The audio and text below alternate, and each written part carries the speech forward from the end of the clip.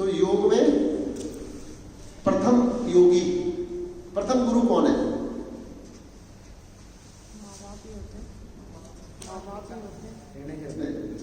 योग, मैंने शब्द जोड़ा योग। तो सबसे प्रथम गुरु का नाम है भगवान शिव शंकर, जिनको हम योगी लोग किस नाम से पुकारते हैं? आदिनाथ। किस नाम से जानते हैं? आदिनाथ भगवान शिव प्रथम योगी। और पूर्ण योगी, जिसने योग को पूरी तरह जिया, पूर्ण योगी भगवान कृष्ण, योगेश्वर भगवान कृष्ण। पूरा नाम क्या है?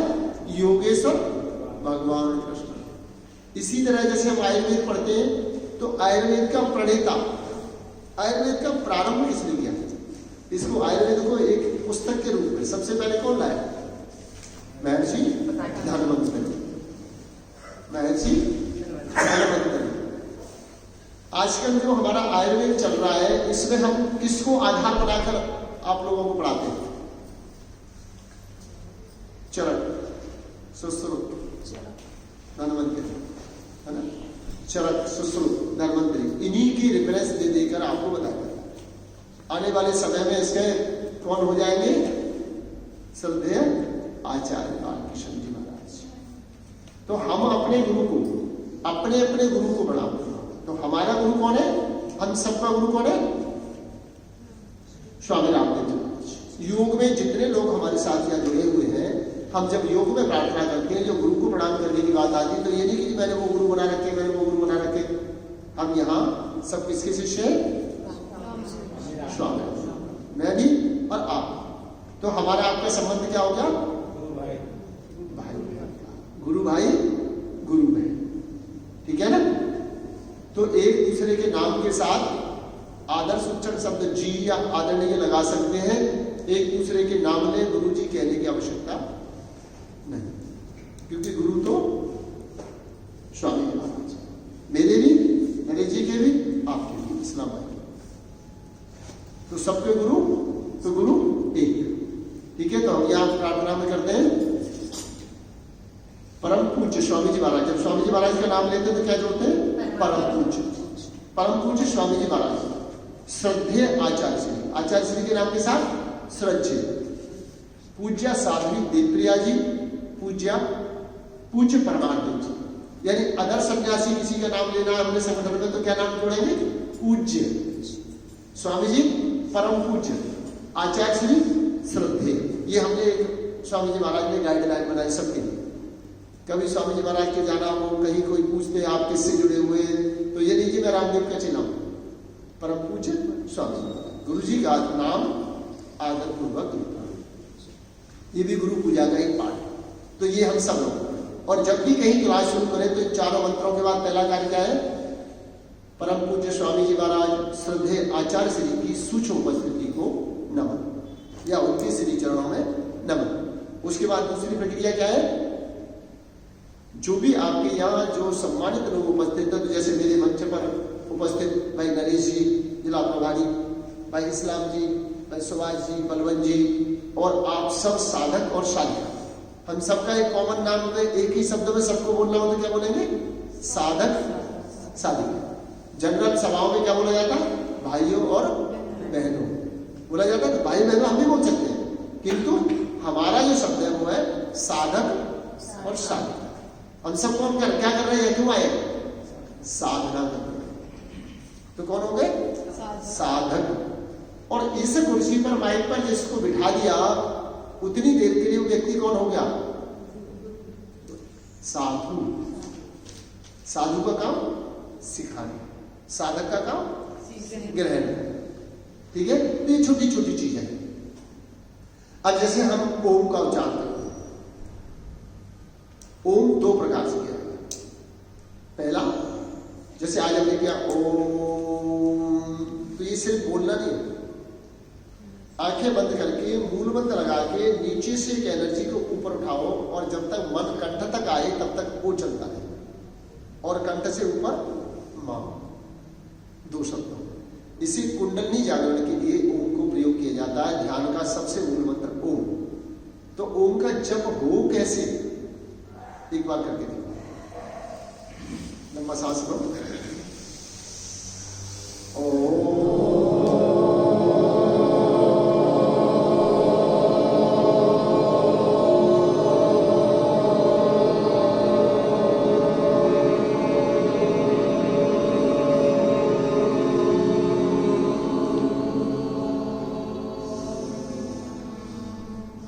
क्लियर?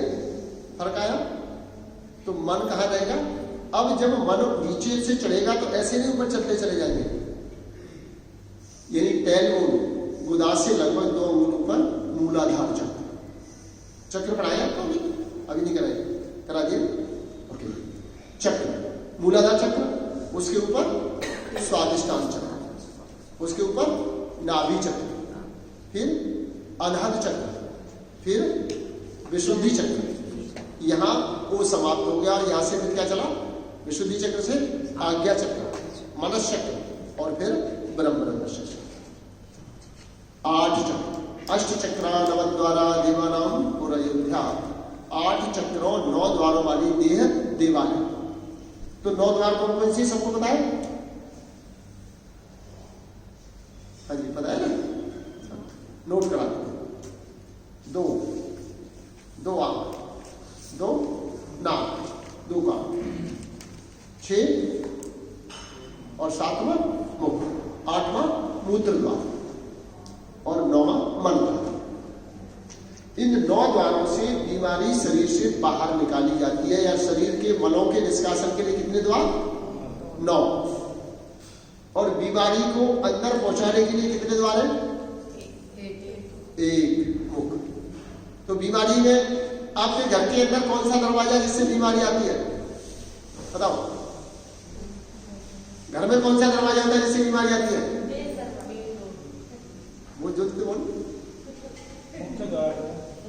रसोई घर, वहां से औषधियां भी आती है और बीमारियां भी आती है। ज्यादातर लोग खा के बीमार है, उल्टा पुल्टा खाते हैं, वहीं से पकौड़े आते हैं और वहीं से गिरोही का काढ़ा आता है ना। तो बीमारी कहां से आती है? रसोई घर से। शरीर में कहां से जाती है? मुंह से। आ जाए तो निकाली कहां से जाती है? 9 द्वारों से। और इसके अलावा परमात्मा ने इमरजेंसी व्यवस्था कर रखी है, पसीने के रोग छिद्र, असंख्य, बहुत सारे। तो शरीर में कितने? 8 चक्र, 9 द्वार। 8 चक्र हो गए। इन चक्रों की संरचना आपको बता दी गई है? अभी नहीं, अभी नहीं। चलिए आए देखते, कोशिश करते, समय मिलेगा तो। अब इसके बाद में क्या आया? 8 चक्र। अब इन 8 चक्रों के साथ ही 5 कोष और जुड़े हुए, पृथ्वी, जल, अग्नि, वायु और आकाश, 5 तत्व है। इसी तरह हमारे 5 शरीर, पंचभूत शरीर, पंच शरीर भी कहे जाते हैं, इसे पंच शरीर भी कहते हैं। जैसे पहला शरीर क्या है? अन्नमय कोष। मूलाधार चक्र में क्या है? अन्नमय कोष। अब देखिए, आप एक बार मेरे साथ देखते जाइए। अन्न से क्या बनता है? मांस और हड्डियां। अब हमारे शरीर में पूरे में अन्न कहां है? जरा देखो, सब जगह दिखाई देगा अन्नमय कोष। तो अन्नमय कोष से शरीर बन गया, ठीक है। उसके ऊपर आए नाभि में, सॉरी, स्वादिष्टान चक्र में। यह क्या है? प्राणमय कोष। अन्न से शरीर बना, प्राण से उसको गति। अब शरीर में प्राण कहां है? देखो, जहां जहां छिद्र है, खाली स्थान है, वहां सब जगह प्राण है। नाक में, मुंह में, गले में, फूड पाइप में, ब्रोंकल ट्यूब में, हमारी नसों नाड़ियों में, जहां जहां रक्त का प्रवाह क्यों हो रहा है? वह खाली है। तो वो सब किसकी सहायता से प्रवाह हो रहा है? प्राण की। तो प्राण का है हमारे शरीर में, पूरे शरीर में। तो अन्न से स्ट्रक्चर बना और प्राण से जीवन आया। अब उसको निरंतर चलाने के लिए एनर्जी यहां आ गई। कौन सा? मनोमय कोष। कौन सा कोष है? मनोमय कोष। मन क्या करता है? किस दशा में क्या कार्य करे, क्या न करे, ठीक है ना। तो अन्न से स्ट्रक्चर बना, प्राण से जीवित हुआ, और मन से गति। मन से क्या हुआ? गति आई। मन करता है वही तो करता है बच्चा। मन से गति आई, लेकिन कौन सी गति सही है और कौन सी गलत है, इसके ऊपर आ गए विज्ञानमय कोश। बुद्धि निर्णय करती है कि कौन सा विचार ठीक, कौन सा गलत, क्या करे क्या न करे। ये कौन सा हो गया? विज्ञानमय कोश। और इस विज्ञानमय कोश का चरम लक्ष्य, हमारे जीवन का एकमात्र उद्देश्य क्या है? आनंद, ईश्वर की प्राप्ति। तो यहां विशुद्धि चक्र में क्या आ गया? इससे ऊपर आनंदमय कोश, अन्नमय कोश, प्राणमय कोश, मनोमय कोश, विज्ञानमय कोश और आनंदमय कोश। हमारे जीवन का लक्ष्य क्या है? आनंद। आनंद क्या है? योग में आनंद का नाम क्या है? मोक्ष, समाधि, पुरुषार्थ चतुष्टय। जीवन के पुरुषार्थ कितने? हमें कितने काम जीवन में करने, क्या क्या करना है, क्या क्या अचीवमेंट है। मनुष्य का शरीर किस लिए प्राप्त हुआ है? स्वामी जी महाराज के साथ हम क्यों आए? क्या सीखने आए? 4 पुरुषार्थ। इनको पुरुषार्थ चतुष्टय लिख लीजिए।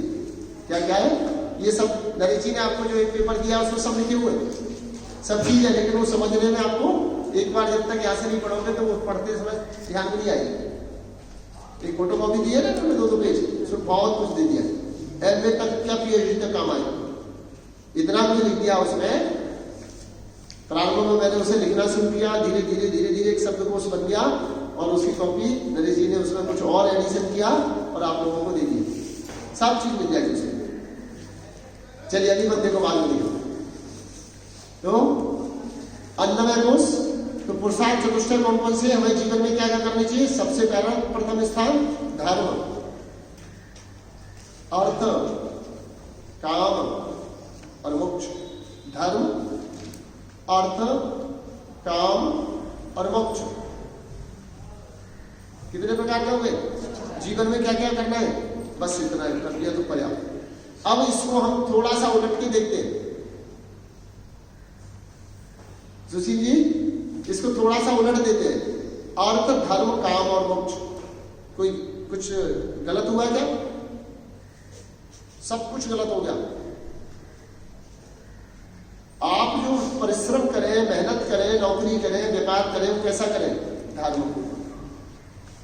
तो धर्म पूर्वक पुरुषार्थ करने से क्या प्राप्त होगा? अर्थ। लेकिन धर्म को आगे से हटाकर धन के लिए मेहनत की तो क्या आएगा? अनर्थ। क्या आएगा घर में? अनर्थ। कहते बेईमानी का पैसा है, काला धन है। क्या है वो?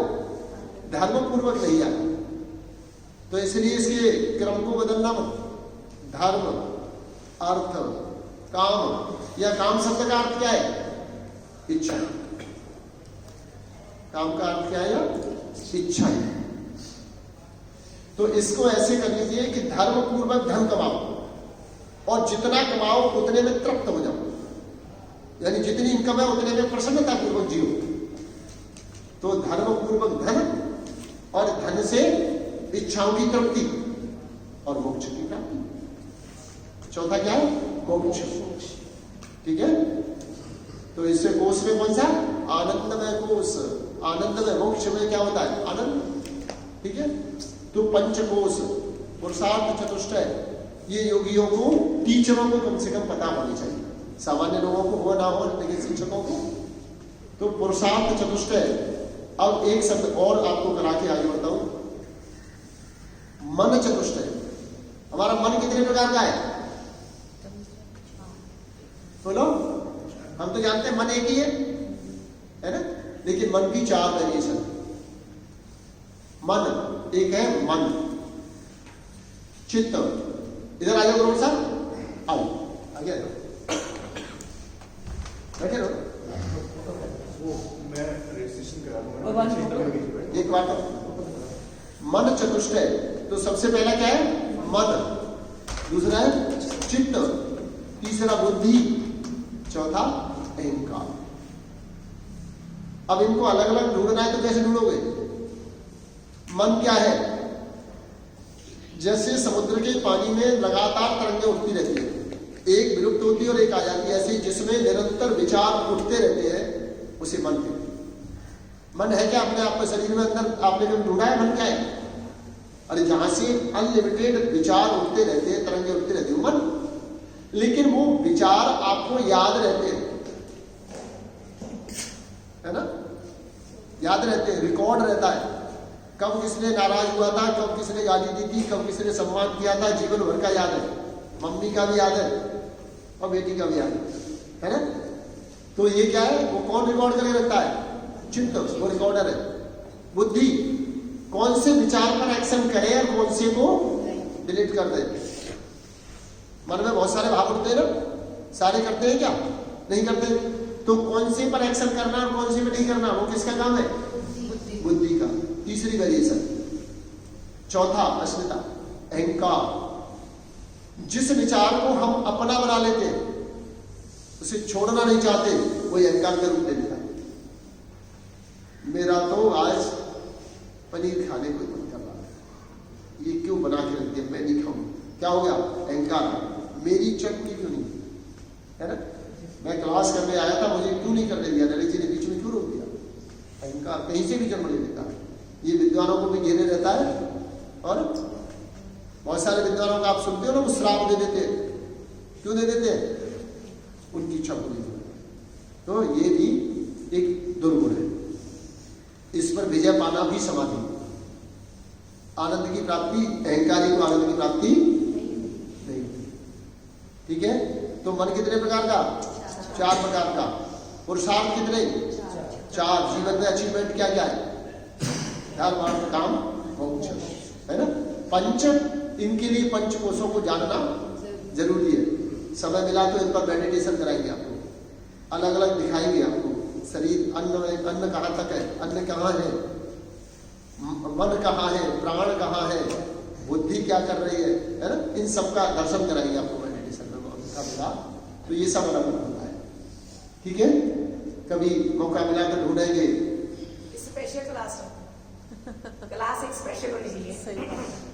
कभी ढूंढेंगे कि मैं कौन हूं, और कौन हूं तो कहां हूं। जैसे एक सामान्य प्रश्न कर लेते हैं, आपके भीतर आप हैं तभी तो बोल रहे, फिर आप कौन है, कोई जानता है क्या, किसी ने ढूंढने का प्रयत्न किया है क्या, नहीं किया। जिस दिन जान जाओगे उस दिन क्या हो जाओगे, फिर तो वैरागी बन जाओगे, फिर आप समाधिस्थ कहलाओगे, फिर आप ईश्वर बन जाओगे। क्या बन जाओगे, जीते जी मरना जिसको बोलते हैं, वो चीज हो जाएगी। मरना नहीं है, मरना मीन्स अंदर से हम जान लेना, जान को लेना। जानना। रामायण में तुलसीदास जी महाराज ने एक शब्द में लिखा कि जो जाने तहि देव जनाई, जानत तुम्हें हो जाए। ठीक है ना। एक दूसरा आपने जरूर सुना होगा कबीर का, कि लाली मेरे लाल की चित देखो तलाल, लाली देखन मैं चली तो मैं भी हो गई लाल। क्या है वो, जिसको जानने निकले थे उसे जाना तो पता लगा कि उसमें और मुझ में कोई भेद नहीं, मैं भी वही हूं जो वो है। कब, जब जाना। ठीक है। तो जिन ढूंढा तिन पाइया गहरे पानी पैर, मैं बबरा डूबंडरा रहा किनारे बैठ। किसको मिलता है वो, जो ढूंढता है। जिन ढूंढा तिन पाइया। ठीक है। तो ये सारी चीजें आप क्लास में जब जाओगे, कुछ ऐसी चीजें होंगी तो क्लास इंटरेस्टिंग हो जाएगी। इसका एक सिंपल उदाहरण देता हूं। स्वामी जी महाराज यही 8 प्राणायाम कितने दिन से करा रहे हैं, 1995 से 28 साल हो गए। लोग बोर नहीं होते, अभी भी लोग वहां जाते हैं, पैसे देके नंबर लगाते हैं, स्वामी जी के साथ करने मिल जाए। क्यों, स्वामी जी महाराज अध्ययन करके कुछ रोज नया करते, कुछ विशेष करते हैं। नहीं तो ये प्राणायाम तो मैं भी करा रहा हूँ, इसना भाई करा रहे, नहीं करा रहे, कोई नहीं करा।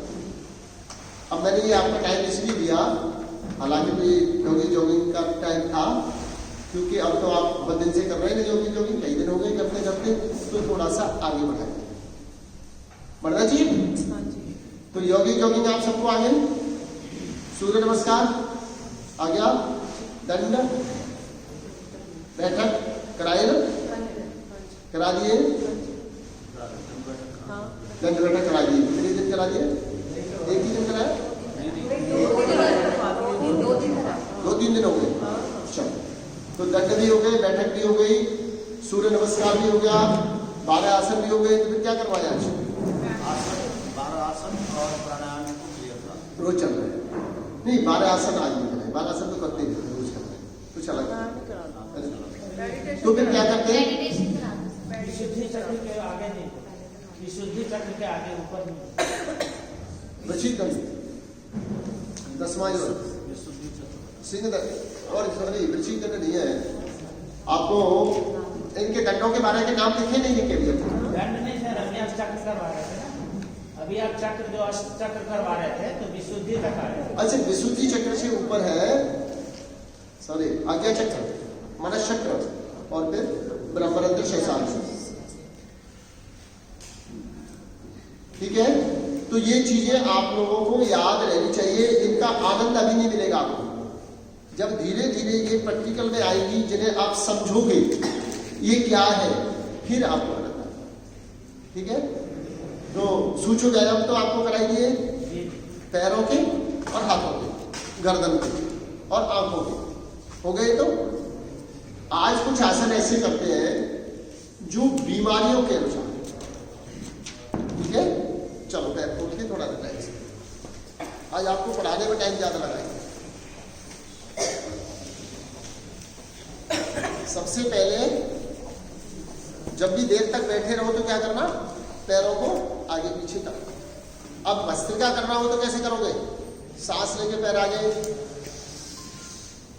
रोको, सांस छोड़ते वापस, फिर सांस लेके अपनी तरफ, फिर सांस छोड़ के वापस, फिर सांस लेके आगे।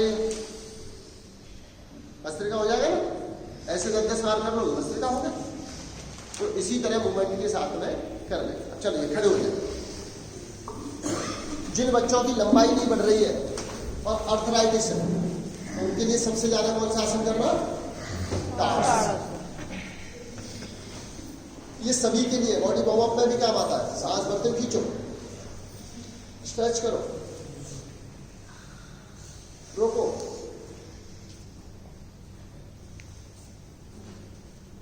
वापस। देर तक खड़े हो पाए इसके लिए क्या करना, सामने किसी एक बिंदु पर बिना पलक झपके देखना, अपलक, खींचो खींचो, स्ट्रेच करो,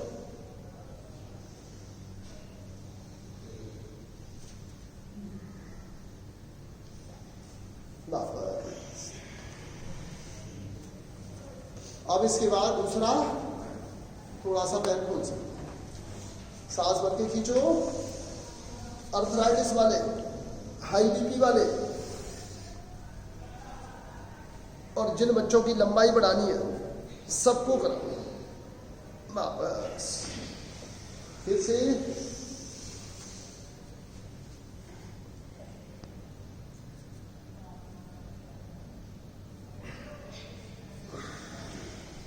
फिर से,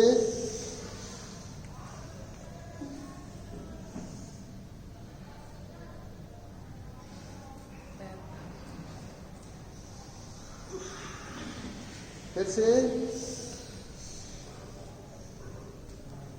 और अच्छा आनंद लेना है तो कपालभाति करो।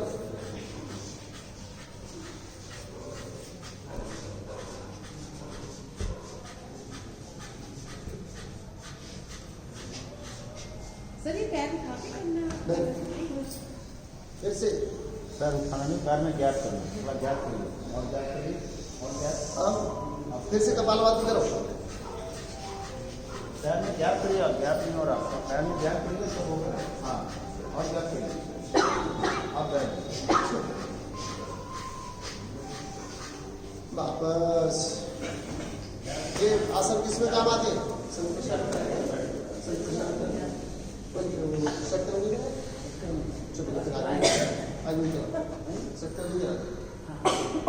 तो चलिए अब आपको मैं इसको थोड़ा मूव कर देता हूं।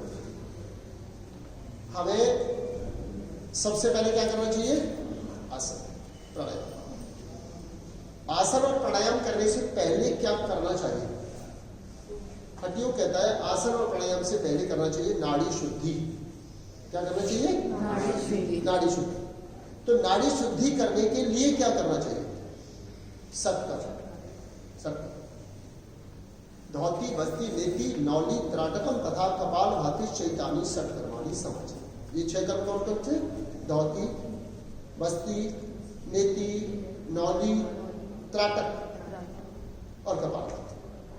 ठीक है, अब ये जो बस्ती है, धोती है, इसमें एक धोती आती है बारिशार धोती, पानी के द्वारा शरीर की शुद्धि, जिसका नाम है शंख प्रक्षालन। ठीक है, तो बाकी संक्रम धोती देती तो गणेश जी करके दिखा देंगे आपको, कुंजन इत्यादि। बारिशार धोती पर चलते, उसको कायाकल्प, शरीर को पवित्र करना हो तो उसमें क्या करना होता है। चलो एक बार मैं आपको प्रैक्टिकल की तरह कराता हूं। बैठो, कैसे बैठना, कागासन, इस तरह बैठना। कम से कम 2 गिलास गर्म पानी, नमक का पानी, हाई बीपी और हार्ट के रोगी हो तो बिना नमक, और उसमें क्या डाल सकते हैं, आंवला, आंवले का पानी बहुत ही अच्छा, नमक और आंवला, नींबू का पानी। ठीक है, तो सबके लिए नींबू और नमक का, और हाई बीपी वालों के लिए बिना नमक। कितना पानी पीना, कम से कम 2 गिलास, ज्यादा 4 गिलास। कितना पीना, 2 से 4। नमक को खूब नमक डालना है, छोटी चम्मच 1 गिलास में डाल सकते हैं, मतलब अच्छा नमकीन लगे पीने में तो नमक। ठीक है, तो 2 से 4 गिलास पीना, और फिर उसके बाद क्या करना, 5 आसन। उन 5 आसनों को करने के बाद यदि वॉशरूम जाने की इच्छा हो तो जाओ, नहीं हो तो फिर 2 गिलास पानी पीना। 5 आसन करते करते वो पानी पच जाएगा, 2 फिर पी लो। ज्यादा से ज्यादा किसी को 6 गिलास के बाद, किसी को 8 के बाद, किसी को 10 के बाद, किसी को 12, नहीं तो नहीं। लैटिन शुरू हुई, और लैटिन कैसे हो जाती है, लूज मोशन। 10वीं बार में 1 से 1.5 घंटे में हम 10 बार बाथरूम। 10वीं बार का पानी कैसा होता है, बिल्कुल जैसा पी रहे होते हैं, गरम गरम, जैसा पिया वैसा निकलता है। और वो जब निकलता है तो उसके बाद क्या करना, ताजा पानी पीना, वॉमिटिंग करना, गुनगुना पानी पी के वॉमिटिंग करना, लूज मोशन तुरंत लास्ट। कभी करवा देंगे सबको, कभी मौका मिला, स्थान होगा तो करा देंगे। बाथरूम की व्यवस्था चाहिए बताया, क्योंकि आप 25 लोग करें तो कम से कम 3 से 4 बाथरूम 5 चाहिए, क्योंकि वहाँ बैठने का टाइम नहीं होता उसमें, 1 सेकंड भी नहीं इंतजार कर सकते। ठीक है, तो उसके लिए फिर दलिया और खिचड़ी, क्या खाना, चावल और छिलके वाली दाल बराबर मात्रा में, और कम से कम एक व्यक्ति के लिए 50 ग्राम घी, बढ़िया गाय का घी हो तो 50 से 100 ग्राम तक एक व्यक्ति, और अगले 3 घंटे तक पानी नहीं पीना। पूरे दिन दूध से बनी हुई कोई चीज इस्तेमाल नहीं करनी, पनीर, खोआ, दही, चाय, कॉफी से लेके कोई भी दूध प्रोडक्ट नहीं खाना। आंवले को ऐसे काट के पीसेस करके उबालना है, आंवले को काट के कच्चा ले सकते हैं, सूखे का पाउडर ले सकते हैं, कोई नहीं ले सकते आंवला को। ठीक है, तो इसमें फिर अब आसन कौन कौन से करने वो आपको करा। ठीक है, खड़े हो गए, पानी पी लिया जैसे हमने, खड़े हो गए तो पहला आसन ताड़ आसन जो भी किया था, एक खींचो तो उस पर खड़े हो, सामने देखते हो, रोको, नीचे आना, फिर से ऊपर। कितनी बार करना, कम से कम 3 नहीं तो 5 बार। फिर से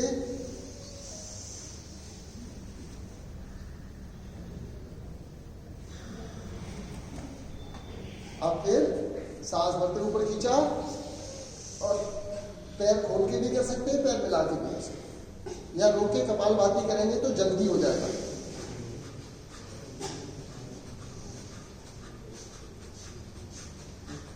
बस फिर से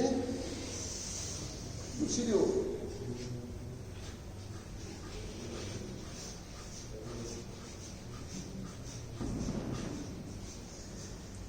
फिर से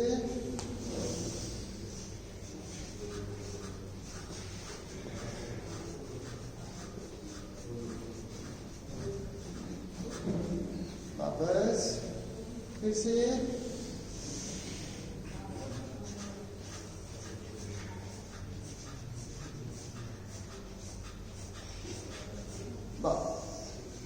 नीचे। क्या नाम है? सोमा, सॉरी ऋतु। ऋतु अपना क्षमा भी चल जाता मेरा। बट मेरा सर्टिफिकेट मैच नहीं आ रहा। हाँ जी हाँ जी। मैंने नाम क्यों पूछा इसको कि जब हमने ये किया तो ये कंफ्यूज हो रही थी, इधर झुकू या इधर झुकू, किधर झुकू, ये आज आप सबको बता देता हूँ, आगे भी ध्यान रखें।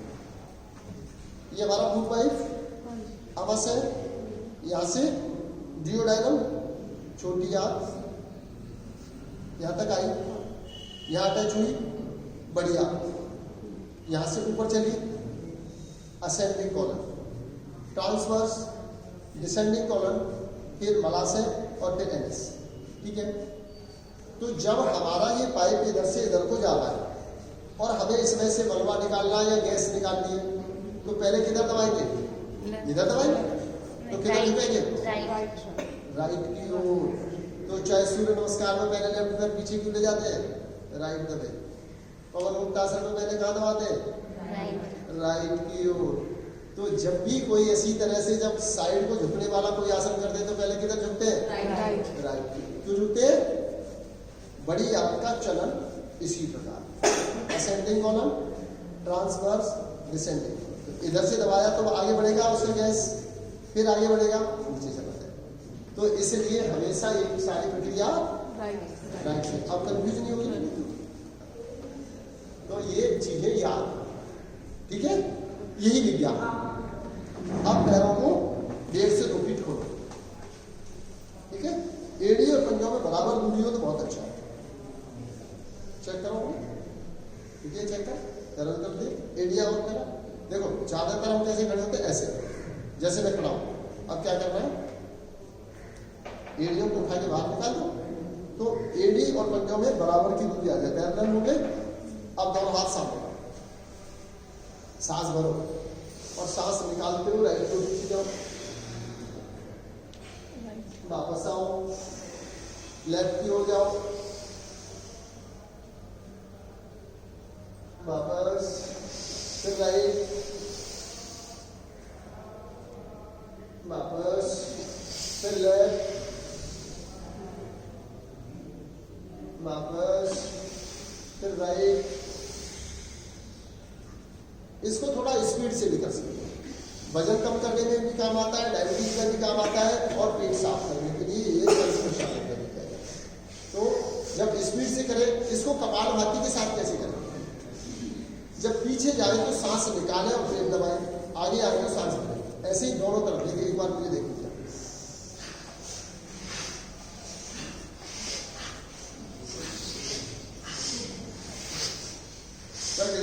करो कपालभाति के साथ।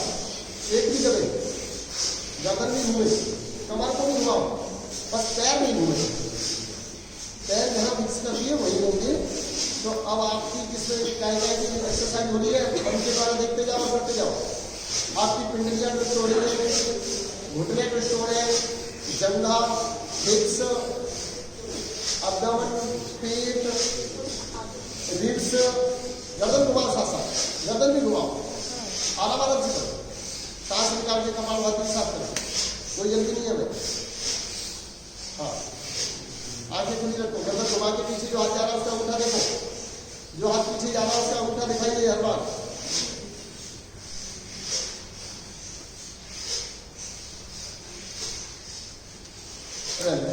वापस। तो पतली कमर करना हो तो इसको कटी सौंदर्य भी कहते हैं या कटी चक्रासन। कटी शक्ति विकासक व्यायाम में भी आता है। जो योगी जॉगिंग करते हैं ना, स्थूल व्यायाम में भी आता है। तो स्थूल व्यायाम में क्या करते हैं? बिना रुके करते हैं। जब इसे कटी चक्रासन करते हैं तो क्या करते हैं? होल्ड करते हैं पीछे, ठीक है। और जल्दी जल्दी करते हैं तो योगी जॉगिंग का पार्ट है, स्थूल व्यायाम हो गया, ठीक है। हम क्या करते हैं? सूक्ष्म व्यायाम, स्थूल व्यायाम और फिर आसन, फिर प्राणायाम। 4 भागों में डिवाइड होगा। सूक्ष्म व्यायाम, हल्के व्यायाम। अब सूक्ष्म व्यायाम किसके लिए होते हैं? बीमार और प्रेग्नेंट वुमेन, ओल्ड एज। सूक्ष्म व्यायाम सबके लिए। कठिन व्यायाम से सबसे पहले क्या करना? सूक्ष्म व्यायाम। बुजुर्गों को, महिलाओं, गर्भवती महिलाओं को उनको रिपीट कराते हो, फिर उसके बाद आता है स्थूल व्यायाम जो भी करते हैं। उसके बाद सूर्य नमस्कार, फिर आसन होता है। एक साथ ऐसा नहीं है कठिन आसन करने शुरू कर दिए, ठीक है ना। तो इस तरह ये हो गया कटी चक्रासन या कटी चक्रिकासन। ये हमारा पार्ट हो गया इसका संत प्रक्षालन का। आज हम किसमें कर रहे हैं? संत प्रक्षालन। अब चौथा इसका आसन है सर्पासन। सर्पासन रोज करते हो, तो इसमें कौन सा सर्पासन है? त्रियक सर्पासन। या जोड़ दिया त्रियक सर्प या त्रियक भुजंगासन कह सकते हैं सर्पासन। तो चलिए लेट जाओ, पेट केवल लेट जाओ। अब पैरों को खोलो, पैरों में 1.5 से 2 फीट का गैप बनाओ। पैर खोलो, खोल दिए, दोनों हाथ करने के नीचे लाओ, सांस भर के उठाओ, उठा लिया। अब राइट कंधे पर थोड़ी घुमा के लेफ्ट एड़ी ना दिखे तब तक घुमाते जाओ। अपनी अपनी लेफ्ट एड़ी को देखो, गर्दन सीधी करो और नीचे आ जाओ। फिर सांस भर के उठाओ। अब लेफ्ट कंधे के ऊपर से राइट एड़ी को देखो, अपोजिट एड़ी दिखाई दे रही है। वापस आओ, दूसरी तरफ फिर से उठाओ, राइट कंधे से लेफ्ट एड़ी को देखो,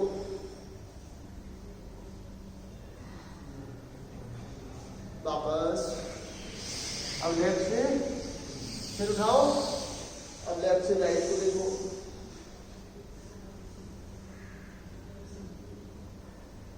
वापस। 3 से 5 बार इसको भी करना। फिर उठाओ,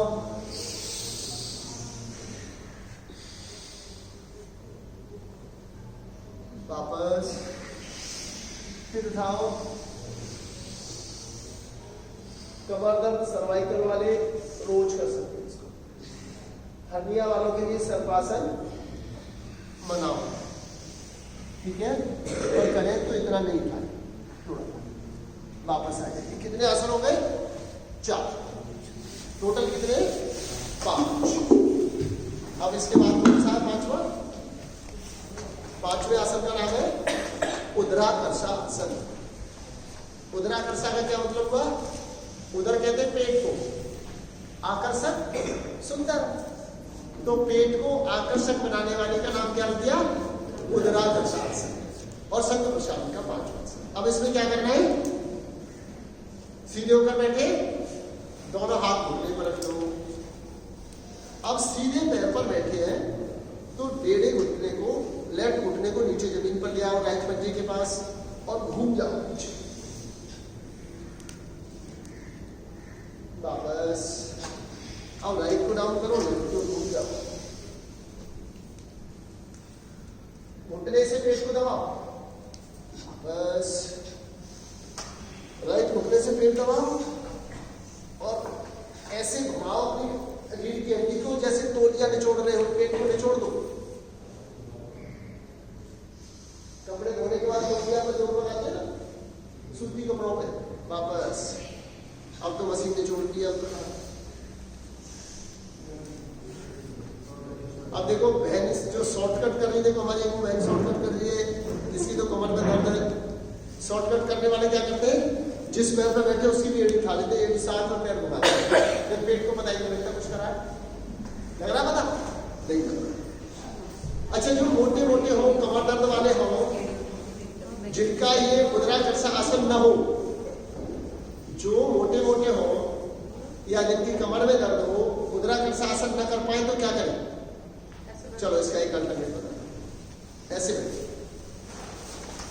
दोनों एड़ियां हिप्स को लगी हुई, हिप्स जमीन पर रखी हुई, पैर खुले हुए, हाथ पीछे रखे बेटा और पैर खोले। अब क्या करना?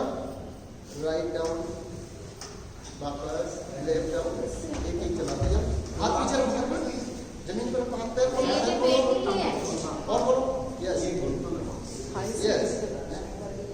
अब देखिए इसमें क्या, इसमें चिटिंग क्या हो सकती है? जैसे देखो ये हमारी बहन कर रही है, क्या कर रहे हैं? ऐसे दूसरे पैर को भी साथ में डाउन कर दिया है? तो अब तुम्हारे अपडाउन को करके देखो, पेट को, अपडाउन को, जंघाओं को पता ही नहीं लगा आपने कुछ करा है।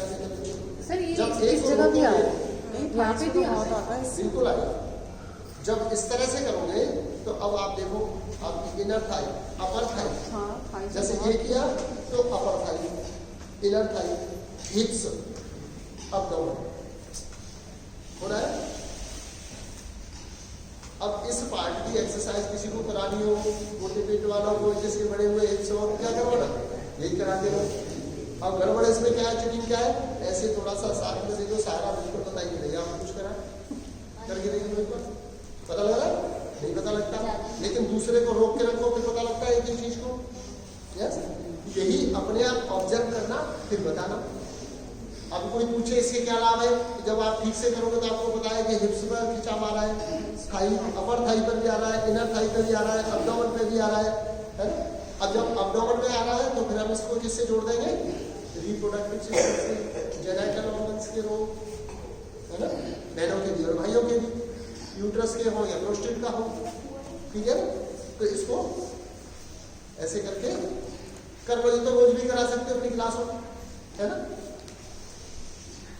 व्यायाम की तरह। और आसन करना है तो फिर यही कैसे करेंगे, से बैठ गए। अब यहाँ राइट पैर अपनी जगह से हिलेगा नहीं, लेफ्ट को डाउन करके, और यहाँ से कमर को घुमा दिया। दूसरी तरह रिलैक्स। ये 5 आसन करने से आपका पानी पचता है, ठीक है। किसी को बहुत कॉन्स्टिपेशन रहता है तो वो क्या कर सकते हैं, लघु संघर्षण। लघु कैसा होता है कि 2 गिलास गर्म पानी पिया और ये 5 आसन करके छोड़ो, थोड़ी बहुत देर के बाद पेट साफ, ठीक है। लेकिन ऐसा मत करना कि 5 आसन करे, पानी पिया, 5 आसन करे, पेट साफ हुआ नहीं और पेट चल रही है, ऐसा मत करना। ये आपको वास्तव में ढूंढना पड़ेगा, तो ये सावधानियां भी रखनी, ठीक है ना। तो लघु संघ प्रचालन करना तो टाइम घर पर थोड़ा बिताना, घंटे 2 घंटे, तो पेट साफ होगा, ठीक है। आंवले के पानी से बहुत जल्दी होगा, आंवले और नमक मिक्स हो जाता है तो बहुत जल्दी। बीपी वालों को नमक का इस्तेमाल, इसके प्रिकॉशन में पहली बार अपने आप नहीं करना, बाद में तो करा देंगे। सर आंवले से कभी कोई जॉइंट्स पेन नहीं होता किसी? जॉइंट पेन जिनको है वो ठीक हो जाएगा, ये तो सारे लोगों की दवाई। आंवला पानी से? आंवले का पानी, देखिए आंवला जो है वो विटामिन सी का सबसे बड़ा फल है। विटामिन सी कैल्शियम की आपूर्ति के लिए, हमारे शरीर में कैल्शियम की कमी क्यों होती है, विज्ञान का स्टूडेंट को यह है। जब हमारे शरीर में रोजाना डेली डिस्ट्रॉय होने वाले विटामिन कौन कौन से हैं जो रोज के रोज इस्तेमाल होते हैं, विटामिन बी और विटामिन सी, 2 ऐसे होते हैं, सी और डी, जो रोज खाओ, रोज के रोज इस्तेमाल, एक्स्ट्रा हुए तो डिस्ट्रॉय कर दिए जाते, बाहर हो जाते, रोज लेने होते हैं। लेकिन जिस दिन आप विटामिन सी नहीं खाते तब क्या होता है, हड्डियों से कैल्शियम निकाल के विटामिन सी की जगह प्रयोग किया जाता है, तो फिर क्या होता है, हड्डियां, कैल्शियम की आवश्यकता। तो विटामिन सी खाना भी एक तरह से कैल्शियम खाना है, ठीक है ना। किसी किसी को जोड़ों के दर्द में नींबू में साइट्रिक एसिड होता है और आंवले में भी सूट नहीं करता, तो ऐसे लोग उसे नींबू को उबलते हुए पानी में डालें, उबलते हुए पानी में नींबू डालें, ठंडा हो जाए तब गुनगुना उसको इस्तेमाल करें, जैसे भी करें। आंवले को भी ऐसे ही करें और फिर भी सूट ना करे तो बंद कर देना। ये अलग अलग बॉडी में अलग अलग एक्सपेरिमेंट करना पड़ता है, ऐसा नहीं है कि मैंने कह दिया तो सबके लिए हो गया। मुझे नी पेन आ जाता है अगर मैं आंवला लूँ ना, तो नी पेन आ उबलते जाता हुए पानी उबाल के लेके देखो, उबाल के लेके देखो, नहीं आएगा, पर फिर भी आता है तो बंद कर, ठीक है ना। तो ये हो गया आपके संघ प्रसारण के 5 आसन। फिर इसके बाद पानी पिया, फिर यही 5 आसन, फिर पानी पिया, 5 आसन, 5 से 7 इसके स्टेप करते हैं। और फिर पूरी तरह से यदि 2 बार जिसको हो जाता है, फिर तो कई बार तो ऐसा होता है कि वॉशरूम होकर आए, आकर गिलास हाथ में पकड़ा, वो सामने वाला पानी डाल रहा है, गिलास पहन के भागना पड़ता है वही, क्योंकि इसमें फिर वेटिंग का टाइम नहीं देता। जब प्रेशर आता है तो इतना तेज आता है कि फिर आपको बस जरा सा लगा तो भाग लो, क्योंकि वहां गेट अंदर कोई और है और आप कुंडी खटकाए तो फिर कपड़े खराब हो जाएंगे। इतना समय नहीं देता कि आप इंतजार कर सको कि भाई तू निकल के आ मैं जाऊँ। तो वो जो है इसके लिए हम कोई स्कूल या धर्मशाला जहाँ टॉयलेट की पूर्ण व्यवस्था हो वहीं कराते हैं। स्वामी महाराज ने तो अपने यहाँ बना रखे बहुत सारे। यहाँ जैसे छतरपुर ले जाते, छतरपुर जब ले जाते थे तो छतरपुर में वहाँ व्यवस्था साधारण स्तर पे बहुत सारी व्यवस्था, अच्छी व्यवस्था है उनके यहाँ। चलिए, तो ये हो गया हमारा संघ प्रक्षालन। अब प्रश्न आता है, क्या ये संघ प्रक्षालन नाड़ी शुद्धि के लिए सबको करने चाहिए? ये जो ये षटकर्म की क्रियाएं धौती, बस्ती, नेति, नौली, त्राटकम तथा कपाल, वाद्य, चैताली, षटकर्माणी समाचार। तो नेति दो प्रकार की, तीन प्रकार की है आपके लिए, तो तीन ही याद रखो, ज्यादा नहीं। सूत्र नीति, जल नीति और कुंजल तेल या गर्द नीति। फिर आता है धोती, धोती, कुंजल, है ना, जल नीति। एक आती है बमन धोती, सॉरी बमन धोती, वॉमिटिंग करना, ठीक है ना। फिर आती है वस्त्र धोती, दंड धोती, और ये जो हमने अभी जो संघ प्रक्षालन बताया ये है बालिशाल धोती, ठीक है ना। पानी ये धोती का ही पार्ट पर है बहुत ही महत्वपूर्ण। तो क्या ये संघ प्रक्षालन और इत्यादि ये जो षटकर्म है ये सबको करने चाहिए? बस्ती, बस्ती के बारे में कौन कौन जानता है? बस्ती का मतलब ये समझ लीजिए एनिमल। आजकल बस्ती का दूसरा नया नाम क्या है? एनिमल, ठीक है। तो बस्ती कैसे की जाती थी?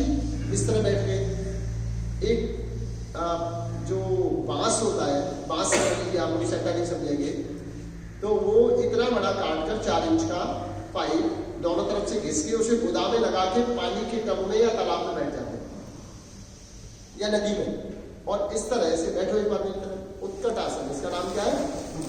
उत्कट आसन। बैठो, उस पाइप को गोदा में लगा के और ऐसे हाथों पर थोड़ा प्रेशर डाल के मूलबंद लगाते हैं। लगा मूलबंद, मूलबंद का मतलब मलमूत्र द्वार को ऊपर खींचो। जब मूलबंद लगता है तो इससे क्या होता है? पानी इंटेस्टाइन में चला जाता है, इंटेस्टाइन में पानी भर जाता है। 4 इंच की लंबाई है उसकी, वो भी गई नहीं पानी जाता है, उसको हटा के और फिर आप खड़े हो जाते हैं। खड़े होके क्या करते हैं? नॉर्मली पेट को हिलाते हैं। पेट हिलाने से फिर उसके बाद जब आप लैट्रिन सीट पर बैठते हैं तो बड़ी आंखों में चिपका हुआ, सड़ा हुआ, जो रुका हुआ मल है वो साफ। इसको बस्ती कहते हैं। बस्ती या तो जो नदी या तालाब में की जाती है तो इस पोस्चर में बैठा जाता है, ये भी उत्कट आसन है, ठीक है। इसमें बैठ के मूलबंद लगाना, और नहीं तो ये जो मैंने बताया ये वाला, इसको एक बार ऐसे लगा लो, उत्कट आसन, ठीक है। ये बस्ती, धोती, बस्ती, नेति, नौली। नौली आपको दिखाई दी है। नौली कितने प्रकार की है? 3। सेंटर में आगे पीछे करते हैं तो मध्य नौली, दाएं और बाएं करते हैं तो दक्षिण और वाम, राइट और लेफ्ट। नौली की एक बार इधर, एक बार इधर, और इसको राउंड कर दे तो भ्रमर नौली। ये तो 4 प्रकार की, एक मध्य में हो गई, एक इधर हो गई, एक दक्षिण और वाम एक ही बात है। अच्छा, वो एक बार करेंगे, ठीक, दक्षिण और वाम। तो ये हो गई नौली। धोती, बस्ती, नेति, नौली, त्राटक। त्राटक क्या होता है? चलो बैठ जाओ, त्राटक भी करा देंगे आपको। ये शुद्धि की क्रिया है, ठीक है। त्राटक आंखों के लिए होता है, मेडिटेशन के लिए। त्राटक आप सिर्फ त्राटक ही याद रखो, आपके जो प्रकार को आगे जाके होते हैं। यादव जी कितने प्रकार का त्राटक? बाह्य त्राटक, अधो त्राटक और आंतरिक त्राटक, 3 प्रकार का होता है। तो त्राटक क्या होता है? बिना पलक झपके। मुझसे पूछने क्या है? कुछ पूछना? त्राटक के सारे एग्जाम में आएंगे। आप तो ऐसी तैयारी करो जैसे आएंगे, क्या पता है आप टेंशन हमको फ्री करके करो। इतना ही या इसमें ये पूछ सकते हैं हम कि सत्कर्म कितने हैं, उनके नाम क्या है, ज्यादा नहीं पूछेंगे पर पूछ सकते हैं। आप ये मान के चलो कुछ भी आ सकता है। देखिए नाटक क्या है, ऐसे करो। अब इस नाखून को बिना पलक झपके देखते हो, चश्मा हटा दो। हाँ बेटी,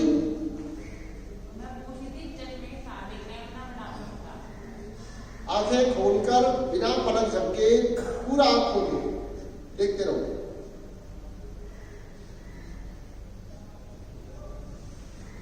इस हाथ को धीरे धीरे राइट की ओर ले जाओ, लेकिन दृष्टि इसी पर बनी रहे। जितना हाथ घूमे उतनी गर्दन घूम जाएगी।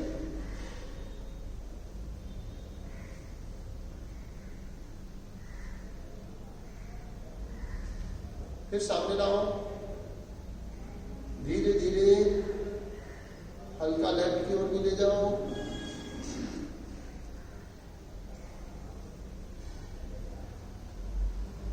सामने धीरे धीरे कॉर्नी मोड़कर इसे नजदीक लाओ।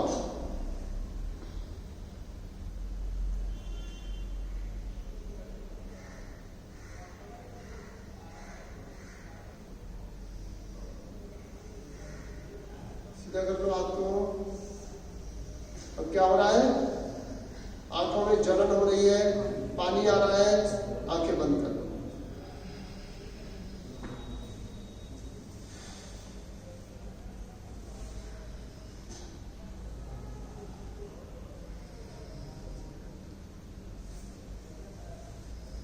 हथेलियों की मालिश करो, आंखों को सील।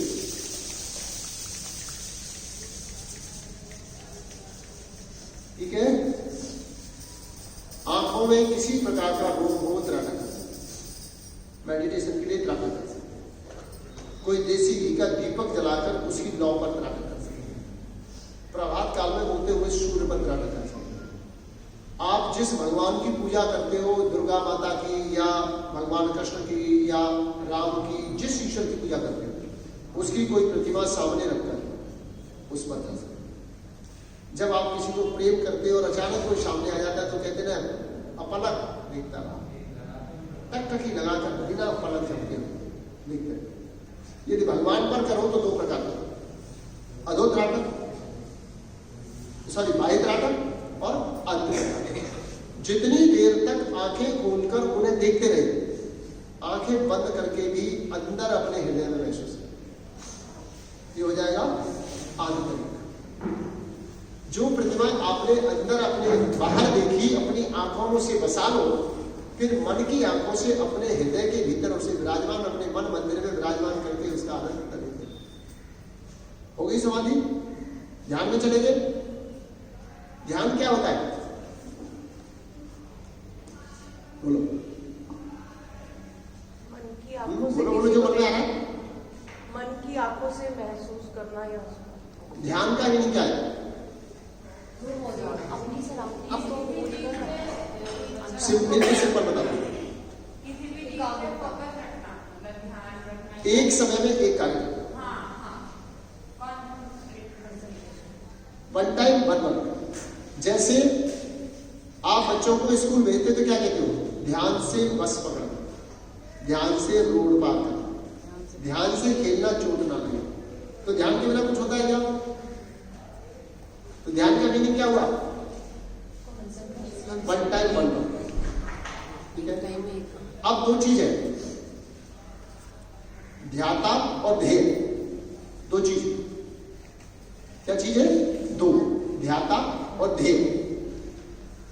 यानी आप ध्यान कर रहे हैं, किस चीज पर कर रहे हो? मूर्ति पर कर रहे हो, फूल पर कर रहे हो, है ना, किसी झरना, नदी इत्यादि, उसकी साउंड पे भी कर सकते हो, उसके दृश्य पे भी कर सकते हो। ध्यान अलग अलग तरीके से होता है, स्मेल पे भी कर सकते हो।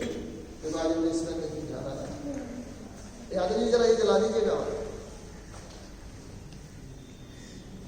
देखो आज स्मेल पर भी ध्यान रखो। तो ध्यान में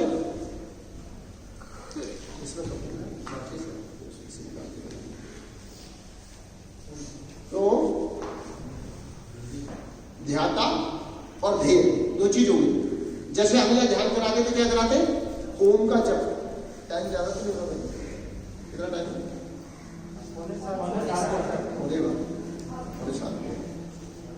तो ध्याता और ध्येय। अब हम यहाँ क्या कराते? ओम का उच्चारण करो, ठीक है? ध्यान करते थे, क्या कहते? ओम का ध्यान करते। तो जब तक ध्याता और ध्येय, दो चीजों पर, ध्याता और ध्येय को मिलाने के लिए जब तक हम एक्शन कर रहे होते हैं, एफर्ट कर रहे होते हैं, तब तक क्या होता है? उसे क्या कहते हैं हम? धारणा। क्या नाम उसका? धारणा। और जब ध्याता और ध्येय एक हो जाए, मिल जाए, एफर्ट खत्म हो जाए, तो ध्यान मिल गई, ध्यान, है ना? जब क्रिकेटर जो प्लेयर खेलता है, वो बॉल पर जब फोकस हो जाता है तो बाउंड्री पार होती है ना? स्टेडियम में हजारों लोग शोर मचा रहे होते हैं, उसे कुछ सुनाई नहीं देता, उसे सिर्फ दिखाई देता है। सुनाई देता तो बॉल का साउंड, है ना? ये ध्यान। लेकिन ध्याता और ध्येय दोनों मिल गए, अब आगे बढ़े, दोनों एक हो गए। इसे आप पढ़ोगे इसमें योग दर्शन के सूत्रों में आया, देशबद्धस्य चित्तस्य धारणा। मन को किसी एक काम में बराबर लगाते रहने की कोशिश का नाम धारणा। तथा प्रत्येक तानता ध्यान, ध्यान उसी कार्य में लग जाए तो ध्यान। तदेव अर्थमात्र प्रवासम स्वरूप शून्यमेव समाधि। और जब वह वस्तु ध्याता स्वयं को विलीन करके उसमें मिला दे, या वो वस्तु विलीन होकर हमें मिल जाए, दोनों एक ही कार्य हो जाए। सूरदास जी ने कहा, प्रेम नदी यदि सांकड़ी जामे द्वैर समय। प्रेम दो के बीच में नहीं होता, प्रेम में दोनों एक हो जाते हैं। चाहे वो पति पत्नी हो, चाहे वो मित्र हो, चाहे भाई भाई हो, प्रेम में क्या होता है? दो से एक बन जाता है, एक हो जाता है। पूरी बटालियन में 45 लोग हो, 40 लोग हो, 15 लोग हो, वो सब एक होकर काम करते हैं, है ना? एक हो गए तो एक हो गए तो क्या होगा? समाधि। तदेव अर्धमात्र निर्वासम स्वरूप शून्य में समाधि। अपने स्वरूप को भूल गया, स्वयं को भूल गया, हो गया, है ना? समाधि। तो देखो आपको ये साथ में मैंने याद। तो अब यही त्राटक में आपने क्या करा? एक वस्तु को देखा, देखते रहे और आंखें बंद की और फिर महसूस किया कि वो तो मेरे भीतर है, यहां मेरे भीतर है। फिर आप उसमें करते रहते, क्या हो गया? आंतरिक त्राटक। तो विषय आता है, क्या ये सत्कर्म सभी को करने चाहिए? तो कहा नहीं। मेदः श्रेष्मा अधिको पूर्वम सत्कर्माणम समाचरे अन्यस्तु नाचले तानि सर्वदोष संभावता। अर्थात कहा कि जिनमें मोटापा ज्यादा हो, बलगम ज्यादा बनता हो, कफ का रोगी हो, तो सत्कर्म कर लेने चाहिए, लौकी बस्ती नेति नौनी द्राटक। लेकिन शरीर सिलेंडरी में तो योगी सूर्य नमस्कार के बाद सीधा प्राणायाम को करें, और ठीक है ना? तो आपको कैसे करना है, बात समझ में आ गई? कहीं भी लिखो, बस बिल्कुल सारी में मिल जाएगी।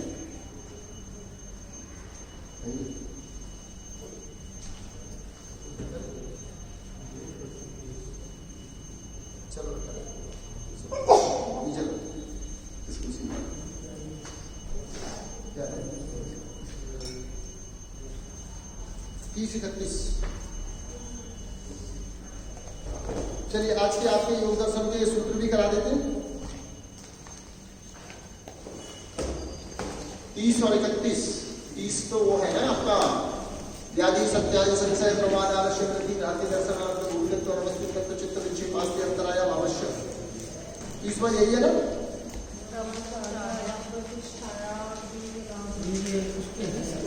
अच्छा, उसके समाधि बात की है।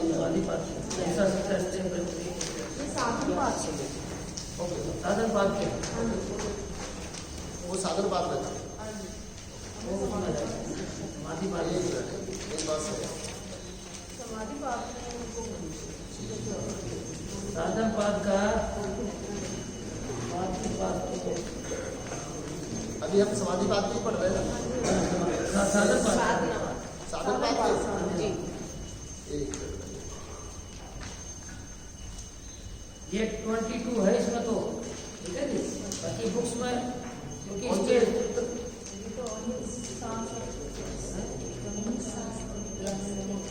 अच्छा, ये अहिंसा सत्य अस्तेय ब्रह्मचर्य अपरिग्रह ये साधन पाठ आ गया। साधन पाठ का है यम नियम आसन प्राणायाम प्रत्याहार धारणा ध्यान और समाधि अष्टांग अंगानी। योग के कितने पार्ट है इसमें? 21 है। ये शायद 28वां है जो मैंने अभी बोला। अब हम आगे सीधे 30वें तक। अहिंसा सत्य अस्तेय ब्रह्मचर्य अपरिग्रह इति यमः। यम क्या है? अहिंसा, सत्य, अस्तेय, ब्रह्मचर्य और परिग्रह। ये 5 नियमों का जीवन में पालन करने वाले को हम यम का पालन करना चाहिए। तो यम क्या है? कितने हैं? पहले तो याद कर लो कितने हो गए? 5। और कौन से? अहिंसा सत्य अस्तेय ब्रह्मचर्य अपरिग्रह इति यम। ठीक है। जातीय देश काल समय आवंचना सार्वभौम महाव्रता। तो पहले में आपने 30वें में क्या कर दिया? यम 5 है। 5 के नाम अहिंसा सत्य अस्तेय ब्रह्मचर्य और अपरिग्रह।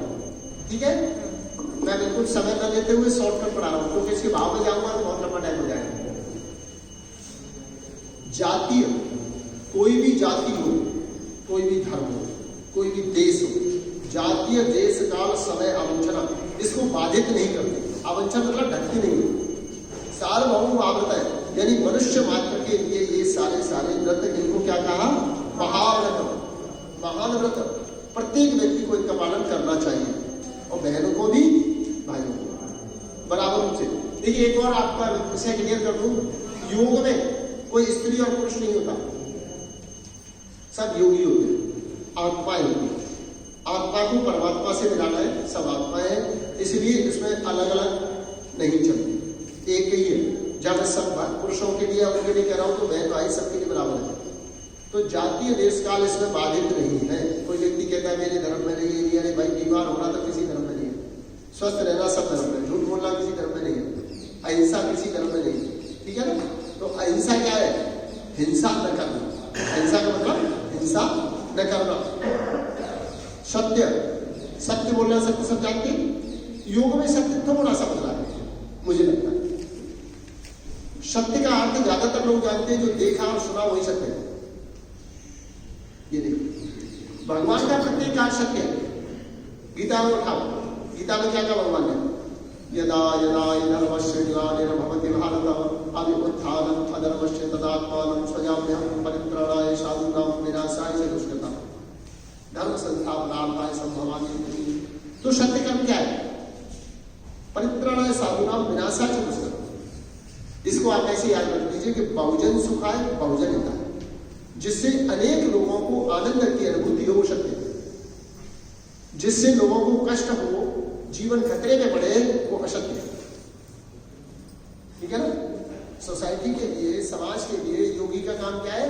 जीवन को सरल बनाना, उसकी कॉम्प्लिकेशन को खत्म करना। बीमारी नहीं, शारीरिक मानसिक सब प्रकार। तो अब इसके बाद आया शौच संतोष तप स्वाध्याय। शौच संतोष तप स्वाध्याय ईश्वर परिधानादि। 32वां। इसमें तो आपको ये 2 पेज देते हैं, 24। भैया जो आपके पास है कितने सूत्र दे रखे हैं? ये कितने दे रखे हैं? 47।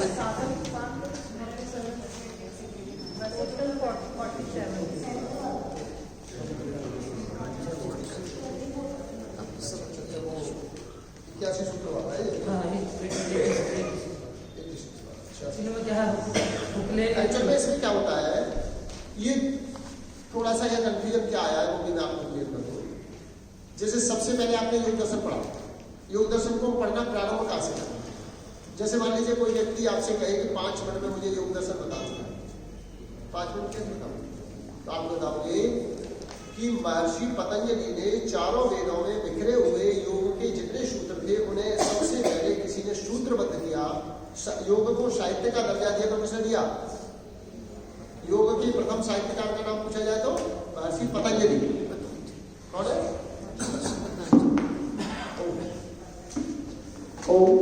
महर्षि पतंजलि।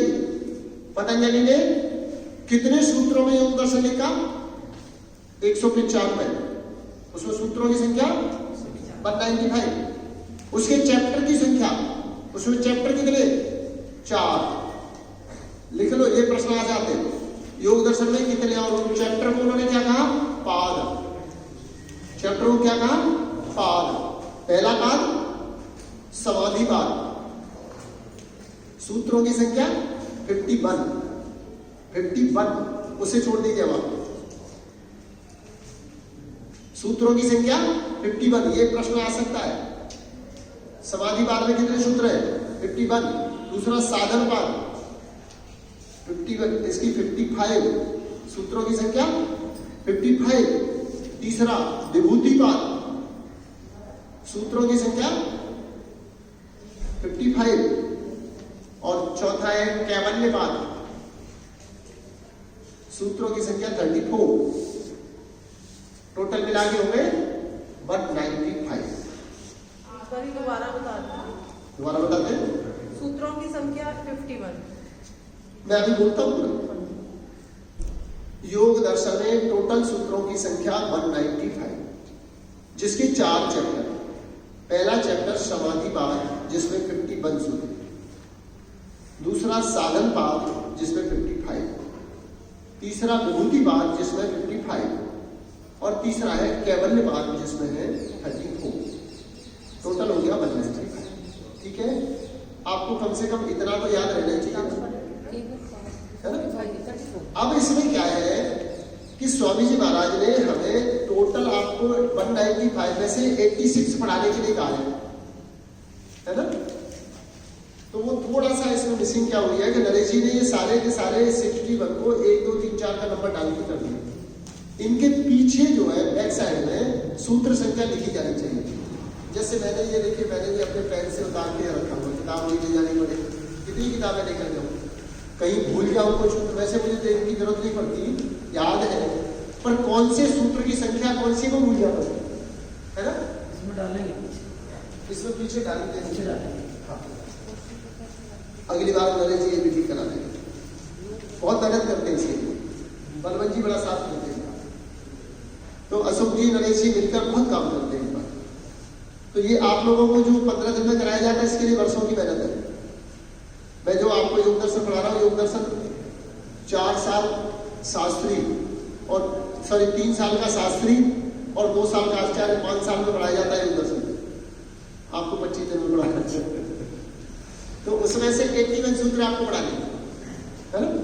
तो उसमें इसलिए ये सीरियल की संख्या मुझे बराबर आ रही है। आप 1 2 देख रहे हो, 1 2 मुझे नहीं मालूम है, मुझे तो सूत्र संख्या मालूम है, क्योंकि मैंने उसके हर एक सूत्र के पीछे लिखा हुआ है कौन से पाद का है और कौन से नंबर है। और इसी तरह से मुझे याद है, जैसे इन्होंने 30वां कहा तो 30वें में मुझे ज्ञानी सत्यान को समाधिपाद का याद आ गया, है ना? तो ऐसे हो जाता है। अब आगे चलते हैं, शौच संतोष। अब यम के बाद दूसरा स्टेप क्या आया? नियम। तो नियम कितने? 5। शौच, सॉरी इसको एक बार यम को और दोबारा कर दूंगा। यम अहिंसा, हत्या न करना, ठीक है? सत्य, सत्य हो गया, आपको बता दिया। बहुजन सुखाए बहुजन लेता है। अस्तेय, अस्तेय का मतलब चोरी, चोरी का त्याग, अस्तेय, ठीक है? चीटिंग न करना, झूठ न बोलना, ठीक है? चीटिंग से बचना यानी चोरी न करना। ब्रह्मचर्य, ब्रह्मचर्य क्या है? ब्रह्मचर्य प्रतिष्ठायाम वीर लाभ, शरीर के ओज और तेज का रक्षण करना, अर्थात निरोग रहना, ब्रह्मचर्य का पाठ। ब्रह्मचर्य की परिभाषा बहुत सारी है, पर आप इतनी याद रखें, ठीक है? ब्रह्मचर्य बहुत व्यापक शब्द है, 5 साल में समझेंगे तो फिर बहुत आगे आगे समझते जाएंगे, मौका पड़ेगा फिर बताते रहेंगे। और फिर है अपरिग्रह। ये अपरिग्रह क्या है? परिग्रह कहते हैं संग्रह को इकट्ठा करना, अपरिग्रह का मतलब संग्रह का त्याग। साइंद्रा दीजिए तामे कुटुंब समाये मैंने भूखा ना हूं अतिथि भूखा। ये क्या है? अपरिग्रह।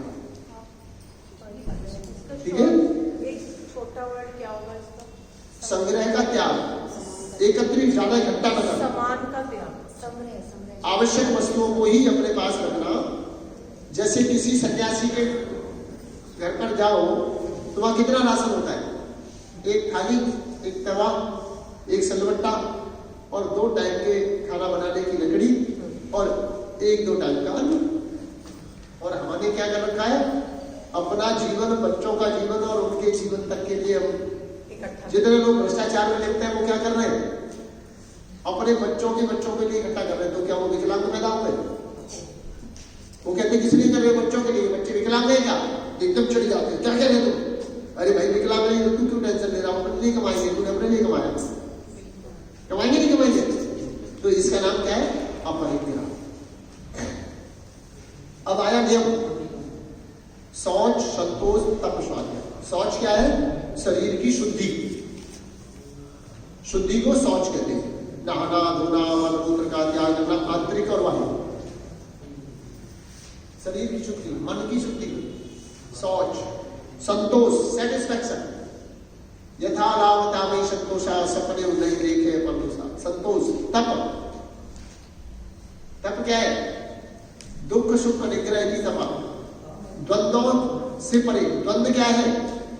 जो 2 में होते हैं, सुख दुख, सर्दी गर्मी, भूख प्यास, लाभ हानि, जय पराजय, ये सब द्वंद्व है। इन द्वंद्वों से ऊपर सम अवस्था, इसको कहते हैं तपस्वी। ठीक है? तपो द्वंद्व सहनम, जो द्वंद्वों को सह लेता है वो तपस्वी होता है। द्वंद्वों को सहकर भी प्रसन्न रहना। जैसे राज्य मिलने वाला था, वन मिल गया, फिर भी खुश है। पति के साथ विवाह का होकर आई तो एक राजमहल में थी, लेकिन वनवासिनी हो गई, तब भी खुश। पिता के घर उठ के जाने के लिए नहीं कहा कि भाई तू मत जा रहा, तुम्हें कहा हो जाऊंगा तो मेरा पिता राजा है। पिता ने कहा बेटी तू मेरे घर चल रही, पति के साथ। ये क्या है? द्वंद्वों से ऊपर, तपस्वी। तप। स्वाध्याय, स्वाध्याय का मतलब महापुरुषों और ऋषियों के द्वारा दिया गया साहित्य उसकी स्टडी करना।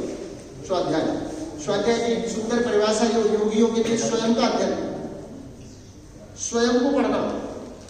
ऐसा होना चाहिए, क्या मैं ऐसा हूं? योगी को प्रातःकाल रोज 1 घंटे योग करना चाहिए, क्या मैं करता हूं? स्वयं का अध्ययन। ये सारा का सारा जो मुझे याद है वो आपको भी होना चाहिए, है क्या? नहीं है ना? तो बस यही स्वाध्याय। स्वाध्याय, ईश्वर परिधान। ईश्वर परिधान क्या है? जो कुछ है, जो कर्म को अच्छे से अच्छा करना, फल को ईश्वर पर छोड़ देना। ईश्वर परिधान नाम सर्व ज्ञानाम परम गुरु अर्पण तत्फलम संन्यास भाव। व्यास भाष्य में महर्षि व्यास ने लिखा कि जैसे एक बच्चा 1 साल तक खूब पढ़ाई करता है तो वो पेपर देने के बाद समर वेकेशन को खूब एंजॉय होता है। लेकिन जो पढ़ाई ठीक से नहीं करता, पेपर ठीक से नहीं होता, तो पूरे समर वेकेशन में वो डरता रहता है, पता नहीं फेल ना हो जाए, पता नहीं फेल ना हो जाए, घर वाले मारेंगे, पिताजी डांटेंगे, मम्मी डांटेंगे। कितने बच्चे तो डिप्रेशन में आ जाते हैं आजकल, तो आत्महत्या तक चले गए बच्चे। तो चले गए पढ़ाई में। जिसने अच्छे ढंग से पढ़ाई की, पेपर दिया, उसके बाद मस्त होकर खेलो, इसका नाम क्या है? ईश्वर परिधान। जो कर सकते हो उसे अच्छे से अच्छा करो, लेकिन करने के बाद उसके फल की चिंता छोड़ो। मेहनत करने के बाद भी जब कोई काम नहीं बनता तो हमें पश्चाताप नहीं होता। और देखो इतनी देर से आप बैठे, आपके 10 बार आसन बदल के मैं पद्मासन बैठा हूं ना, खुला तो नहीं है मैंने? ये भी तो योग का ही बात है। कई बार मुझे कहते हैं तुम करते तो हो नहीं, तुम तो कराते रहते हो, जब तुझे पता नहीं करता, मैं तो लगातार करता रहता हूं, मैं तो आसन बोलते ही। आइए इसमें बैठिए, आ जाओ ऊपर जाओ। तो जरा बैठने के लिए ताली बजाओ। बैठ के क्या नाम? आशा बेदी। आइए, इसने बेदी और आशा बेदी। तो ईश्वर परिधान। अब इसके बाद इनकी परिभाषा पर चलते हैं। अहिंसा क्या है? अहिंसा प्रतिष्ठित हुई नहीं। अहिंसा प्रतिष्ठायाम तत् समृद्धौ वैर त्यागः। जब किसी को किसी के प्रकार का किसी के प्रति द्वेष ना रहे, बैर ना रहे, तो समझिए अहिंसा। अहिंसा का मतलब किसी की चुगली करना, किसी की बुराई करना, किसी की ईर्ष्या करना, ये भी अहिंसा है। पहले अहिंसा देखिए अलग आया ना, यहाँ अहिंसा प्रतिष्ठा है। जिसके अंदर अहिंसा प्रतिष्ठा हो जाती है वो फिर किसी को कष्ट नहीं देता, किसी के प्रति, यानी शत्रु को भी श्राप नहीं देता, शत्रु के भी मंगल की कामना करता। यानी जैसे मुझसे किसी से झगड़ा हो जाए, मुझे तेरा बुरा हो जाए, तो उससे क्या कहना है कि भगवान ऐसे सद्बुद्धि दे, मैं इसका बुरा नहीं चाहता, ये मेरा क्यों चाहता है। तो भगवान से उसके लिए क्या मांगना, सद्बुद्धि मांगना, उसके कल्याण की कामना करना। इसका नाम अहिंसा। सत्य प्रतिष्ठायाम क्रियाफलाश्रयम्, सत्य प्रतिष्ठायाम क्रियाफलाश्रयत्वम्। जो सत्य जो बोलता है, निरंतर सत्य का अभ्यास करता है, तो भविष्य के बारे में भी उसके मुख से कोई शब्द निकल जाए तो परमात्मा उसे सत्य कर देता है। इसीलिए लोग महापुरुषों से आशीर्वाद लेने जाते हैं, पर आशीर्वाद न देना चाहिए ना लेना चाहिए, अपना जीवन स्वयं जीना चाहिए, शॉर्टकट नहीं। अब इसके बाद क्या आया, अस्तेय। अस्तेय प्रतिष्ठायाम सर्वदप्तरोपस्थानम। जब अस्तेय प्रतिष्ठित हो जाता है, जिसका अस्तेय प्रतिष्ठित हो जाता है, अर्थात जो चीटिंग को त्याग देता है, पता है उसके साथ क्या होता है, सर्वरत्नोपस्थानम। सारी जो संपदाएं रत्न है वो कहां से पैदा होते हैं, धरती माता के गर्भ से। तो बिल्कुल ऐसे ही परमात्मा करता है कि जैसे किसी माता के 3-4 बच्चे हों, एक सबसे भोला हो, एक सबसे तेज होता है, मां कुछ अच्छा बनाती है, सबसे पहले ढूंढ लेता है, खा लेता है, तो मां किससे छुपा के रखती है, उसी से। और जो सबसे भोला है उसके लिए क्या करती है, थाली में परोस के देती है, तू खा ले। किसकी चिंता करती है, भोले की। तो जो चीटिंग का त्याग कर देता है उसका ध्यान कौन रखता है, परमात्मा। अस्तेय प्रतिष्ठायाम सर्वरत्नोपस्थानम। संसार के जितने दिव्य पदार्थ है परमात्मा उसके लिए खोल देता है। ठीक है। अब इसके बाद क्या है, ब्रह्मचर्य प्रतिष्ठायाम वीर्य लाभ। शरीर के ओज और तेज का रक्षण करना, चेहरे पर एक चमक हो, एक पीस हो, एक आनंद हो, तो ब्रह्मचार्य। ठीक है। मैं ज्यादा इसके विश्लेषण में अभी नहीं जाऊंगा। फिर है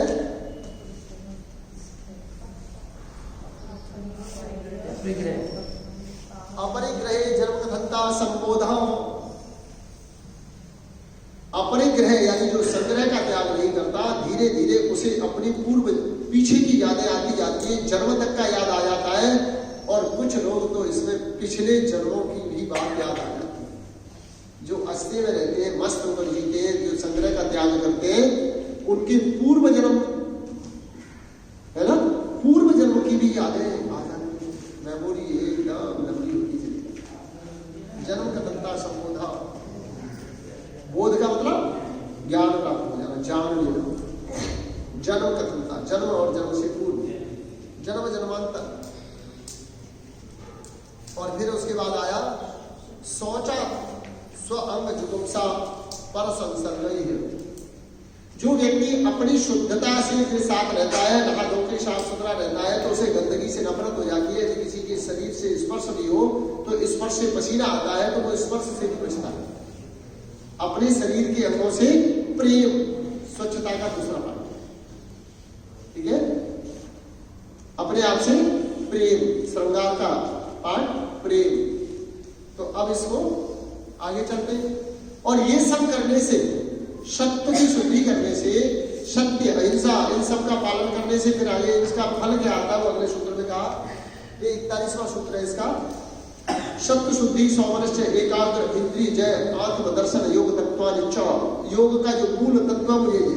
बस हो गया, इसी पे समाप्त कर दें। सत्य शुद्धि सौमनस्य, ये 13वें दिन का सूत्र है। दिन का हो गया। तो थोड़ा आगे निकल के चलो इसी को करके समाप्त करते हैं। सत्य शुद्धि सौमनस्य एकाग्र इंद्रिय जय आत्मदर्शन योग तत्वानिच। सत्य शुद्धि, जो सत्य में जीता है उसका मन शांत हो जाता है। सौमनस्य एकाग्र, उसका मन कैसा होता है? एकाग्र होता है, विचलित नहीं होता है ना। यानी कुछ खाना है, नहीं पेट भरा हुआ है, फिर देखा पनीर के पराठे बनाए, प्याज के पराठे बनाए, दही के साथ है, चलो एक दे दो, एक खा लिया, उसके बाद फिर पूछा और चाहिए, फिर सोचते चलो दी। ऐसे बहुत सारे क्रियाकलाप, मैंने एक उदाहरण दिया। मन जो है चंद्रेश्वर को सबसे ज्यादा होशियारी क्या चक्कर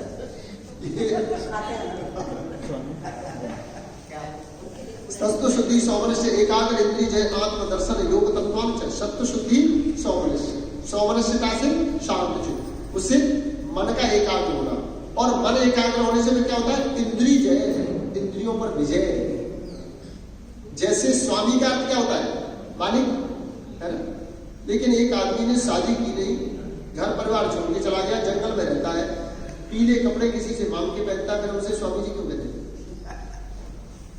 कहते बताओ काय का स्वामी? स्वयं इंद्रियों का, उसने अपने आप को इंद्रजीत हो गया। कौन है? इंद्रिया कौन कौन सी बताए? 10, 5 कर्मेंद्रिय, 5 ज्ञानेंद्रिय। इनको ऐसे लिखना चाहो तो लिख लो, 5 ज्ञानेंद्रिय, 5 कर्मेंद्रिय। ज्ञानेंद्रिय वो जिससे हम संसार को जानते हैं, संसार का जो ज्ञान कराते हैं वो ज्ञानेंद्रिय। तो संसार का ज्ञान कैसे होता है?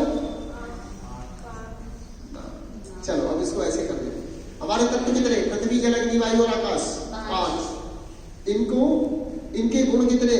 5, जिन्हें हम तन्मात्रा कहते हैं, शब्द स्पर्श रूप रस गंध। और इनके लिए इंद्रियां कितनी? 5। अब इनको जोड़ते हुए चलेंगे। सबसे पहले आकाश, आकाश में, आकाश का गुण शब्द, शब्द के लिए काम। दूसरी तत्व अग्नि, अग्नि का गुण रूप, दिखाई देती है, रूप का कौन, रूप का भोग कौन करता है? आंख, ठीक है, रूप का भोग कौन करता है? आंख। फिर उसके बाद आया वायु, वायु का गुण स्पर्श, स्पर्श को कौन महसूस करता है? स्किन, त्वचा, ठीक है। फिर उसके बाद आया जल, जल में रस, और रस का स्वाद कौन लेता है? जिह्वा, जीव, मुंह नहीं, जीव, ठीक है।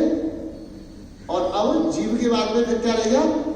पृथ्वी, पृथ्वी का गुण गंध, नाम।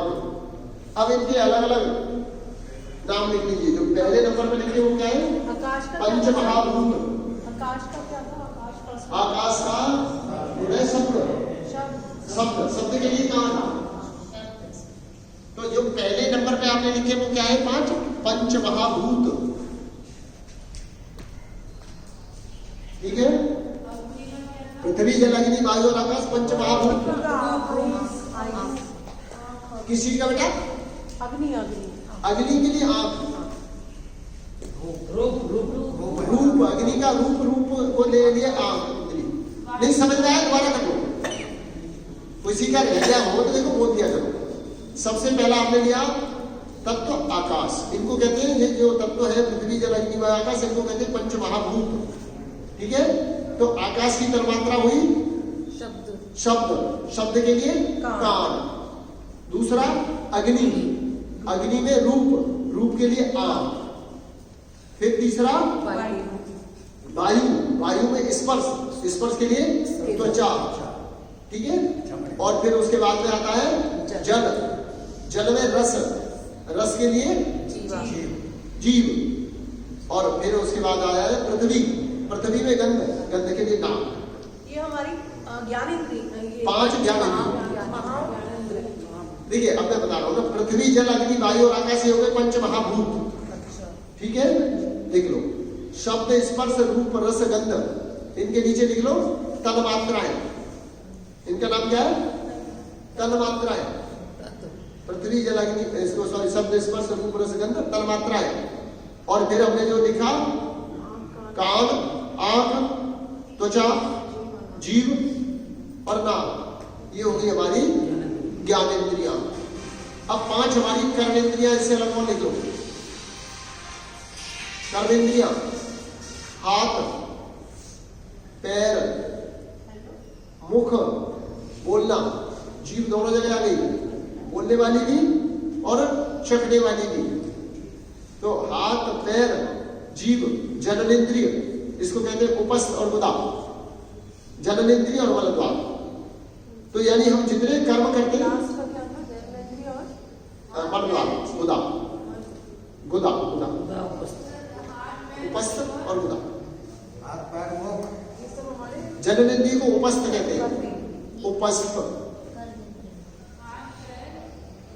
हाथ, पैर, मुख, जीभ और उपस्थ और गुदा। 6 हो गए। 6 कैसे हो गए? बता। हाथ, पैर, मुंह, जीभ। हाँ जीव मुंह जीभ एक ही है ना, एक ही तो है। मुंह से ही तो बोलते हो, पर बोलने का काम तो जीभ ही करती है। दोनों में काम आती है। तो ये क्या हो गया? 5 कर्मेंद्रिय, 5 ज्ञानेंद्रिय, 5 तन्मात्राएं, 5 महाभूत। ये सारे के सारा आपका हो गया। ठीक है, तो आज आपको फिजिकल कम करवाया है। तो मुझे लगता है इस्लाम भाई, इसको बंद, इस्लाम भाई बंद, इसे बंद। फल मानो, फल गुलाटी जी इधर आ जाए। तो समय भी मुझे लग रहा हो गया है। थोड़ी जगह से ना